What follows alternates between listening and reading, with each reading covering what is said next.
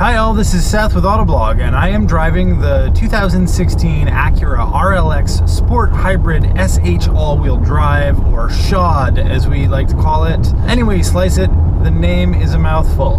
This version of the RLX, the hybrid, incorporates an all-wheel drive system that includes 3 electric motors, 1 up front and 2 in the rear, turning the rear wheels, in addition to the 3.5-liter gasoline engine. Now, that powertrain effectively makes it the performance version, hence the sport, of the RLX line. It's got a total system output of 377 horsepower and 341 pound-feet of torque, so there's plenty of go juice in this hybrid.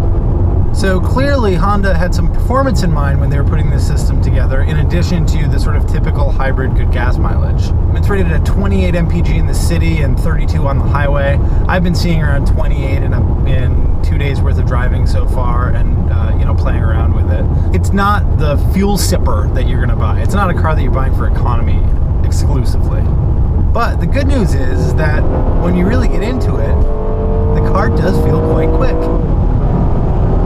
You still have that instant electric torque, so you're really getting a lot of torque push from the rear wheels, and you really do feel like kind of a performance all-wheel drive experience more than a front-wheel drive experience like you get in the typical RLX. Now, it's not a sports sedan, it's pretty squishy, there's not very much steering feel, and really throwing it from bend to bend isn't that rewarding.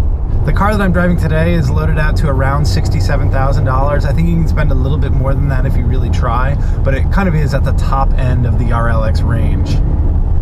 I feel like everything does come together kind of neatly. I don't think that this interior is going to feel very old in a couple of years. I think it'll age pretty well because it's conservative design, frankly. The downside is that, unlike some cars, particularly a lot of the new Mercedes coming out right now, nobody's going to sit down in this RLX and think, wow, this is a gorgeous cabin. They're not really pushing the envelope. You've got a touchscreen here. You can also access it through a sort of central knob. The software also seems to have a lot of latency between me doing something and it responding too. When I'm scrolling from Sirius radio station in the 20s to one in the 100s, the software really lags. I don't really understand why that's the case in a car that's got a 2016 model year on it.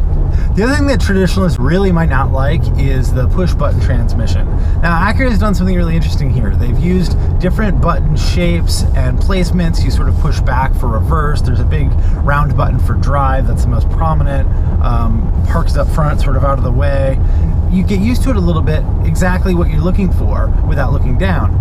Now, that being said, it's not the same shift lever that everybody has used in an automatic transmission for most of their lives or on the column, so it doesn't feel quote-unquote intuitive right away.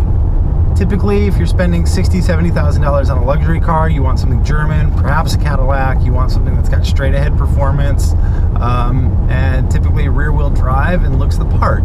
The Acura is different on all those fronts. It's a little bit more intellectual, I suppose, definitely more geeky. From the way that it looks to the way that it goes down the road, it's just a different approach to building an automobile. Guys, I'm running right up against dinner time and out of interesting road.